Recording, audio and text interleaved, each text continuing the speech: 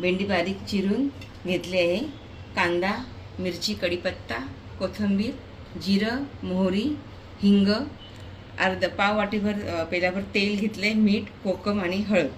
सर्वप्रथम कढई तापत ठेवायची आणि 2 चमचे तेल टाकायचं. आता कढईमध्ये तेल तापलेलं आहे. गॅस मध्यम फ्लेमवर ठेवायचा आणि भेंडी 1-2 मिनटं तेलामध्ये फ्राय करून घ्यायची. आता भेंडी भाजून झालेली आहे.